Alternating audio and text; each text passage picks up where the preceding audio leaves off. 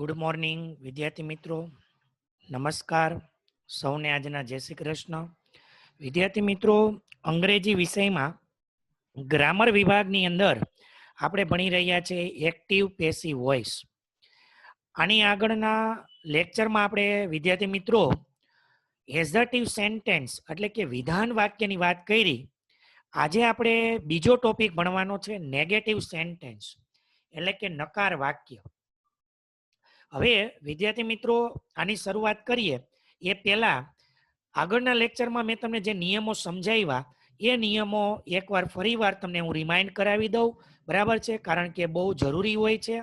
તો વિદ્યાર્થી મિત્રો, એક્ટિવ પેસિવ કરવા માટે સૌથી પહેલા તમને આ 1 થી 12 કાળનું આ કોષ્ટક જે છે, આ વાક્ય રચના જે છે એ આવડવી ખૂબ જરૂરી હોય છે.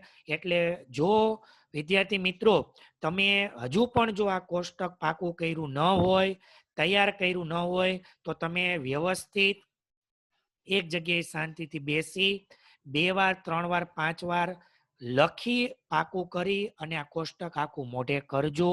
તો તમે એકદમ સરળતાથી એક્ટિવનું પેસિવ બનાવતા શીખી જશો. પરંતુ આના માટેની આ એક કન્ડિશન એપ્લાય છે, પૂર્વ શરત છે. એક્ટિવ પેસિવ તમારે જો શીખવું હોય તો એના માટે તમને મિત્રો આ ટેન્સ એટલે કે કાળનું કોષ્ટક એ કમ્પલસરી ફરજિયાતપણે 100% તમને આવડતું હોવું જ જોઈએ. એટલે હજુ જો તમારે પાકું કરવાનું બાકી હોય તો તમે આ પાકું કરજો. તો તમને એટલો ફાયદો થશે અને તમે જે કંઈ શીખો એ તમે જાતે પણ પેસિવ બનાવતા આવડી જશે. બરાબર? ત્યાર પછીનો બીજા નંબરની વાત એ હતી કે વાક્ય રચના તમને મિત્રો આવડવી જોઈએ. હવે દાખલા તરીકે આજે આપણે નકાર વાક્ય શીખવાના છે. તો નકારની વાક્ય રચના તમને મોઢે કડકડાટ આવડવી જોઈએ. કર્મ, ટુ બી, નોટ, વિથરી, બાય, કરતા અને અન્ય શબ્દ. આગળ જે હતી એ જ વાક્ય રચના છે. આમાં માત્ર તમારે એક નોટ ઉમેરવાનું છે. નકાર વાક્ય એટલે એમાં ટુ બી પછી નોટ લખવાનું. બાકી જે આગળની હતી એ જ વાક્ય રચના છે. એટલે વાક્ય રચના આવડવી જરૂરી છે. બરાબર છે? તો હવે આપણે આના નકાર વાક્ય જોઈએ. વિદ્યાર્થી મિત્રો, એક્ટિવનું પેસિવ કરવા માટે સૌથી પહેલા તમને વાક્યની અંદર 3 વસ્તુ તમારે શોધવાની છે. કઈ 3 વસ્તુ? તો કે સૌથી પહેલા તમારે ક્રિયાપદ શોધવાનું. બરાબર? ક્રિયાપદ શોધવાનું. ક્રિયાપદની પાછળ હોય એ બધા કર્મ કહેવાય, ક્રિયાપદની આગળ હોય એ બધાને કર્તા કહેવાય. એટલે વાક્યમાં 3 વસ્તુ શોધવાની છે. સૌથી પહેલું કામ આ કરવાનું: ક્રિયાપદ, કર્મ અને કર્તા. તો ચાલો આપણે આ બધા વાક્યમાં પહેલા ક્રિયાપદ શોધીએ. આમાં પહેલામાં ક્રિયાપદ છે રીડ, બીજામાં છે સી, ત્રીજા વાક્યમાં છે ફોરગેટ, ચોથા વાક્યમાં છે વિઝિટ, પાંચમા વાક્યમાં છે એક્ઝામિનિંગ. બરાબર? છઠ્ઠા વાક્યમાં છે ઇટિંગ, સાતમા વાક્યમાં છે લર્ન્ટ, આઠમા વાક્યમાં છે સ્ટડીડ, નવમા વાક્યમાં છે ક્લાઇમ્બ, 10મા વાક્યમાં છે પનિશ અને 11મા વાક્યમાં છે રિટર્ન. તો વિદ્યાર્થી મિત્રો, આપણે આ બધા વાક્યમાં આ સૌથી પહેલું કામ શું કર્યું? તો કે પહેલામાં પહેલું તમારે ક્રિયાપદ શોધવાનું. બરાબર? એમાં જો તમે ભૂલ કરશો તો ત્યાંથી તમારો જવાબ ખોટો પડી જશે. હવે ક્રિયાપદની પાછળ હોય એ બધાને કર્મ કહેવાય. તો બધા વાક્યમાં આપણે કર્મ જોઈએ. પહેલામાં છે ધ ન્યૂઝપેપર, બીજામાં કયું છે બોલો, તમને આવડી જશે? The films. ત્રીજામાં છે હર ફેસ, ચોથા વાક્યમાં છે ધ તાજમહલ. જો આપણે મિત્રો આ શું શોધી રહ્યા છીએ?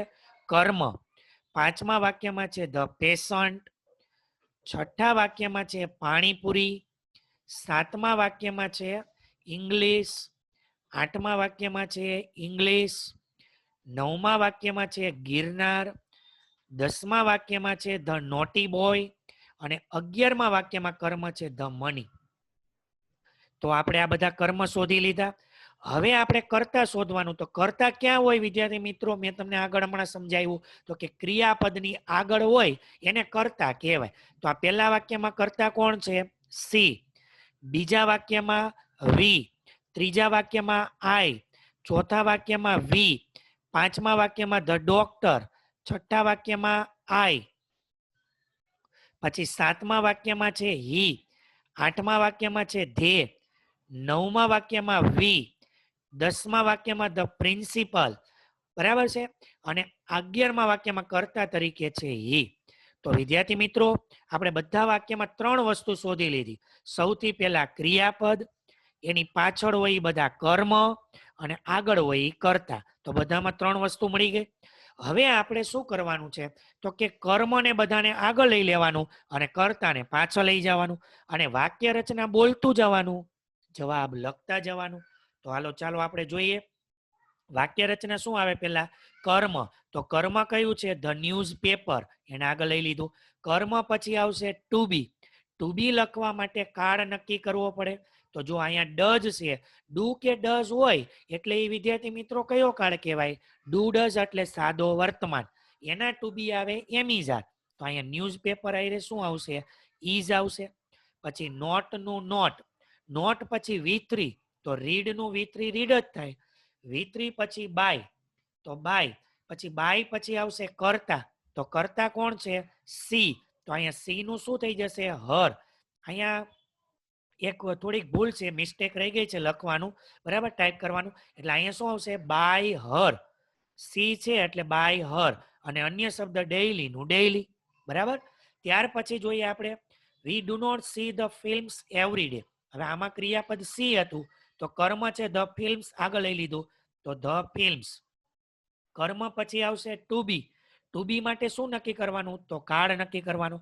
હવે અહીંયા જુઓ, ડુ છે, તો ડુ કે ડઝ એટલે સાદો વર્તમાન, તો એના ટુ બી આવે એમિઝાર. ફિલ્મ્સ લખ્યું છે બહુવચન, એટલે અહીંયા એમિઝાર માંથી આર આવ્યું ટુ બી. પછી નોટ નું નોટ, નોટ પછી V3, તો સી નું V3 થશે સીન. V3 પછી બાય, બાય પછી આવશે કર્તા, કર્તા છે વી, તો વી નું શું થઈ જશે મિત્રો? By us. અન્ય શબ્દ એવરીડે નું everyday. I did not forget her face. આમાં ક્રિયાપદ છે ફોરગેટ, તો આપણે વાક્ય રચના પ્રમાણે કર્મ કયું છે? હર ફેસ, એને આગળ લઈ લીધું. કર્મ, to be, not, V3, by, કરતા, અન્ય શબ્દ. તો હવે કર્મ કયું? હર ફેસ. પછી લખવાનું ટુ બી. ટુ બી લખવા માટે કાળ નક્કી કરવાનો. તો અહીંયા ડીડ છે, તો જો મિત્રો ડુ ડઝ હોય તો વર્તમાન, પણ ડીડ હોય તો સાદો ભૂતકાળ. એટલે ટુ બી કયા આવે? વોઝ વેર આવે. હર ફેસ આઈને શું આવ્યું? વોઝ. પછી લખ્યું નોટ, નોટ પછી V3, તો ફોરગેટ નું V3 શું થઈ જશે? ફોરગોટન. V3 પછી આવશે બાય, બાય પછી આવશે કરતા, કરતા આઈ નું શું થઈ જાય? મી. બરાબર, અન્ય શબ્દ નથી, એટલે જવાબ પૂરો થઈ ગયો. બરાબર. ત્યાર પછી we shall not visit the Taj Mahal tomorrow. આમાં ક્રિયાપદ કયું છે? વિઝિટ. તો કર્મ છે ધ તાજમહલ, એને આગળ લઈ લીધું. કર્મ પછી ટુ બી. ટુ બી લખવા માટે કાળ નક્કી કરવાનો, તો આમાં સેલ આપ્યું છે, સેલ વિલ એટલે સાદો ભવિષ્ય, તો આપણે અહીંયા ટુ બી લખ્યું વિલ. પછી લખવાનું નોટ, તો આની વાક્ય રચના વિલ નોટ બી. બી પછી V3, તો વિઝિટ નું આવશે વિઝિટેડ. V3 પછી બાય, બાય પછી કરતા, કરતા છે વી, એટલે અહીંયા આવશે બાય અસ, અને ટુમોરો નું tomorrow. The doctor is not examining the patient now. હવે આમાં ક્રિયાપદ છે એક્ઝામિનિંગ, તો એમાં કર્મ છે ધ પેશન્ટ, એને આગળ લઈ લીધું. કર્મ પછી ટુ બી. ટુ બી જુઓ મિત્રો, અહીંયા એમિઝાર પ્લસ આઈએનજી છે, એટલે એને કહેવાય ચાલુ વર્તમાન કાળ. તો એનું પેસિવ થાય એમિઝાર પ્લસ બીઈંગ પ્લસ V3. તો અહીંયા જુઓ, ઇઝ નું ઇઝ, નોટ નું નોટ, પછી બીઈંગ. હવે V3 એક્ઝામિનિંગ, તો એનું આવશે એક્ઝામિનેડ. પછી આવશે બાય, બાય પછી કરતા છે ધ ડોક્ટર, તો ધ ડોક્ટર, અને નાવ નું નાવ. બરાબર. છઠ્ઠું વાક્ય, I was not eating panipuri there. હવે જો આમાં ક્રિયાપદ છે ઇટિંગ, કર્મ છે પાણીપુરી, એને આપણે આગળ લઈ લીધું, તો પાણીપુરી. હવે કર્મ પછી ટુ બી લખવાનું, તો ટુ બી માટે કાળ નક્કી કરવો પડે, તો અહીંયા છે વોઝવેર પ્લસ આઈએનજી છે. તો આ કયો કાળ કહેવાય વિદ્યાર્થી મિત્રો? વોઝવેર પ્લસ આઈએનજી એટલે ચાલુ ભૂતકાળ. તો એનું પેસિવ શું થાય?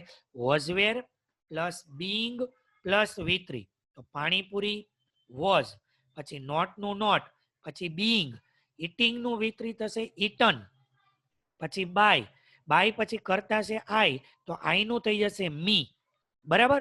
તો બાય મી અને અન્ય શબ્દ ધેરનું ધેર. ત્યાર પછી વિદ્યાર્થી મિત્રો 7મું વાક્ય છે he has not learn the English properly. હવે આમાં ક્રિયાપદ છે લર્ન, તો કર્મ થઈ જશે ઇંગ્લિશ, એને આગળ લઈ જવાનું. તો ઇંગ્લિશ કર્મ પછી ટુ બી માટે શું નક્કી કરવાનું? તો કાળ નક્કી કરવાનું. તો કાળ છે હેઝ લર્ન એટલે હેવેઝ પ્લસ V3 એટલે કયો કાળ થાય? પૂર્ણ વર્તમાન. હવે આ કાળ તમને એમ થાય કે સર આ કાળ ઓળખતા મને નથી આવડતું, એ કઈ રીતે ઓળખવાનું? તો જો વિદ્યાર્થી મિત્રો, હું તમને ફરી વખત એકવાર હું લગભગ 5 થી 6 વાર રિપીટ કરું છું કે જો મિત્રો તમને આ કોષ્ટક આવડતું હોય તો તમને કાળ ઓળખતા આવડે, અને કાળ ઓળખતા આવડે તો તમને એનો પેસિવ જવાબ લખતા આવડશે. બરાબર? એટલે આ કોષ્ટક છે એ પાકું કરવું પડે. કોષ્ટક જો તમે પાકું કરો તો જ તમને કાળ ઓળખતા આવડે, અને કાળ ઓળખતા આવડે તો જ તમને પેસિવ બનાવતા આવડશે. બરાબર છે? તો ચાલો જોઈએ આપણે ઇંગ્લિશ હેઝ પછી નોટ નું નોટ. હવે આ પૂર્ણ વર્તમાન, તો હેવેઝ પ્લસ બીન પ્લસ V3. તો અહીં બીન આવ્યું, V3 છે લર્ન્ટ નું લર્ન્ટ જ થશે, પછી V3 પછી બાય પછી કરતા છે હીનું થઈ જશે બાય હિમ, અને પ્રોપરલી નું પ્રોપરલી. 8મું વાક્ય they had not studied English well before they went to a high school. મિત્રો આમાં ક્રિયાપદ છે સ્ટડીડ, તો કર્મ કયું થશે? ઇંગ્લિશ. તો કર્મને આપણે આગળ લઈ લઈએ ઇંગ્લિશ. હવે કાળ નક્કી કરવાનો, તો હેડ સ્ટડીડ એટલે એ થયો પૂર્ણ ભૂતકાળ, તો એનું પેસિવ શું થાય? Had plus been plus V3. તો જુઓ English had not been studied, V3 આવી ગયું. પછી વેલ અન્ય શબ્દ, પછી બાય નું બાય, હવે કરતા છે ધે, તો અહીંયા થઈ જશે બાય ધેમ. પછી અન્ય શબ્દ એમને before they went to a high school. બરાબર? 9મું વાક્ય જોઈએ મિત્રો, we can not climb Girnar. આમાં ક્રિયાપદ છે ક્લાઇમ્બ, તો કર્મ કયું કહેવાય? ગિરનાર, એને આપણે આગળ લઈ લીધું. તો ગિરનાર. હવે કાળ ઓળખીએ તો અહીંયા કેન આપ્યું છે. તો હવે મિત્રો can, could, may, might, shall, will, should, would અને મસ્ટ, એ બધા કહેવાય મોડલ ઓક્ઝ્યુલરી, સહાયકારક ક્રિયાપદ. બરાબર? એને આપણી વાક્ય રચના શું આવશે? MA પ્લસ V1, તો એનું પેસિવ થશે MA પ્લસ બી પ્લસ V3. તો જો અહીંયા કેન હોય તો કેન જ લખવાનું, મે હોય તો મે, માઇટ હોય તો માઇટ, કુડ હોય તો કુડ, શુડ હોય તો શુડ, મસ્ટ હોય તો મસ્ટ. તો અહીં કેન નોટ નું કેન નોટ, પછી વચ્ચે બી આવશે. હવે V3 ક્લાઇમ્બ નું થશે ક્લાઇમ્બડ, પછી આવશે બાય અને કરતા છે વી એટલે બાય અસ. બરાબર? ત્યાર પછી 10મું વાક્ય છે the principal may not have punish the naughty boy. હવે જો મિત્રો આમાં ક્રિયાપદ છે પનિશ, તો કર્મ થશે ધ નોટી બોય, એને આપણે આગળ લઈ લીધો નોટી બોય. હવે કાળ ઓળખો, તો જો અહીંયા મે લખેલું છે. બરાબર છે? તો હવે હમણાં મેં તમને ઉપરના વાક્યમાં સમજાવ્યું અહીંયા, તો મે, માઇટ, કેન, કુડ એ બધા કહેવાય મોડલ ઓક્ઝ્યુલરી, સહાયકારક ક્રિયાપદ. તો જો હવે આ સહાયકારક બે પ્રકારના આવે, આ સાદા સહાયકારક હતું અને આ છે પૂર્ણ સહાયકારક. તો MA plus have plus V3, તો એનું પેસિવ થઈ જશે MA plus have plus been plus V3. તો ધ નોટી બોય મે, આમાં કઈ ચેન્જ નહીં કરવાનું, મે નું મે, માઇટ હોય તો માઇટ, શુડ હોય તો શુડ, મસ્ટ હોય તો મસ્ટ. તો મે નોટ હેવ પછી બીન લખવાનું બીન, અને પનિશ્ડ નું પનિશ્ડ, અને કરતા છે ધ પ્રિન્સિપલ એટલે અહીંયા આવશે બાય ધ પ્રિન્સિપલ. ત્યાર પછી having return the money he felt relieve. હવે જો મિત્રો આ એક અલગ પ્રકારનું છે, બે વાક્ય વચ્ચે અલ્પ વિરામ હોય અને પાછળ સાદો ભૂતકાળ હોય તો એને કહેવાય પૂર્ણ કૃદંત.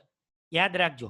અને એની વાક્ય રચના છે હેવિંગ પ્લસ V3. શરૂઆત એની થાય હેવિંગ થી, હેવિંગ પ્લસ V3 પૂર્ણ કૃદંત.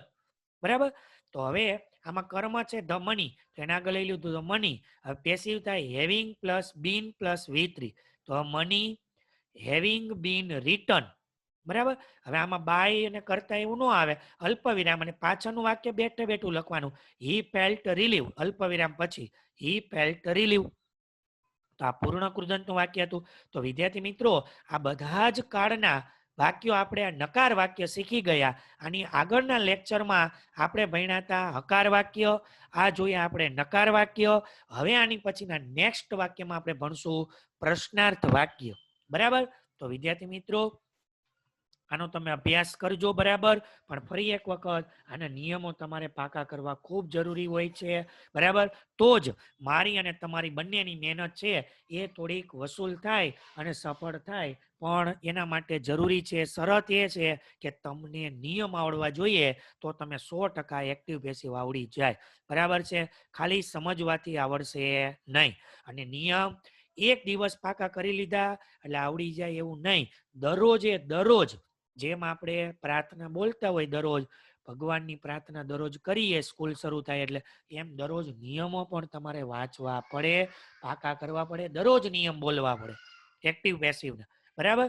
તો તમે ચોક્કસ એક્ટિવ પેસિવ શીખી શકો. તો આજનો લેક્ચર આપણે મિત્રો અહીંયા પૂરો કરીએ છીએ. બધાને જય શ્રી કૃષ્ણ.